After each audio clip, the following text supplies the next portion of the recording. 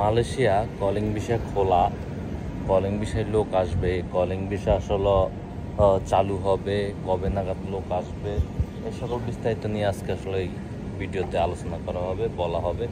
যারা জানেন মালয়েশিয়া আসার জন্য আগ্রহে বসে আছেন, দীর্ঘদিন যাবৎ মালয়েশিয়াতে আসলে ভিসা বন্ধ, কলিং ভিসা বন্ধ, তাই অনেকে মালয়েশিয়াতে আসলে প্রবেশ করতে পারতেছে না।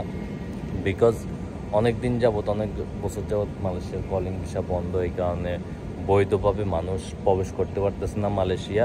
সো সবাই অবৈধভাবে প্রবেশ করার চেষ্টা করে, অর্থাৎ ট্যুরিস্ট ভিসা দিয়ে আসবে, এসে কাজ করবে, পরে কাগজপাতি করবে, এই ধরনের আসলে চলতেছে বর্তমানে। এবং কি প্রচুর পরিমাণ লোক দালাল আনে এয়ারপোর্ট থেকে, মালয়েশিয়ান এয়ারপোর্ট থেকে ফেরত যাচ্ছে। বর্তমানে প্রচুর পরিমাণ লোক মালয়েশিয়া এয়ারপোর্ট থেকে ফেরত যাচ্ছে, তো ব্যাক করে দিচ্ছে ট্যুরিস্ট ভিসায় অনেকেরই।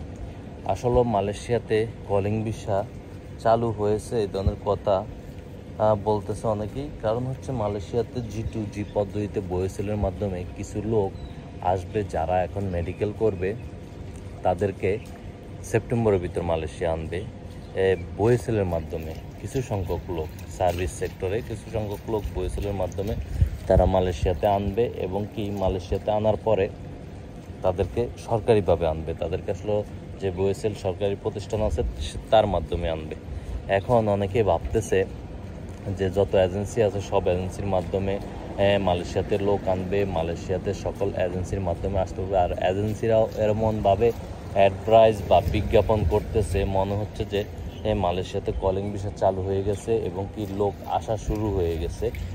এমনভাবে আসলে তারা করতেছে বর্তমানে, এই কলিংয়ের জন্য অ্যাডভার্টাইজমেন্ট করতেছে বা কলিং ভিসায় লোক আসবে, এরকম নিউজ তারা দিচ্ছে। কিন্তু আদৌ কিন্তু এই নিউজগুলো সঠিক না। মালয়েশিয়াতে কলিং ভিসা এখনও চালু হয়নি, তবে বয়েসেলের মাধ্যমে কলিংয়ে কিছু লোক আসবে। সেটা হচ্ছে অনলি সরকারি প্রতিষ্ঠান বয়েসেলের মাধ্যমে। যারা আসলে বয়েসেল থেকে মেডিকেল করবে তাদেরকে সেপ্টেম্বরের মধ্যে মালয়েশিয়া প্রবেশ করাবে।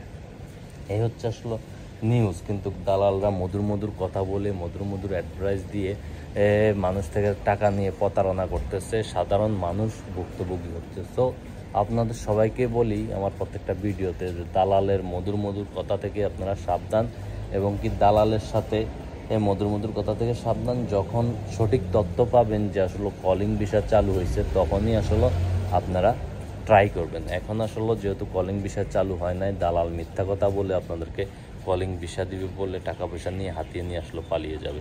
সো দালাল থেকে সাবধান, দালালের মধুর কথা থেকে সাবধান।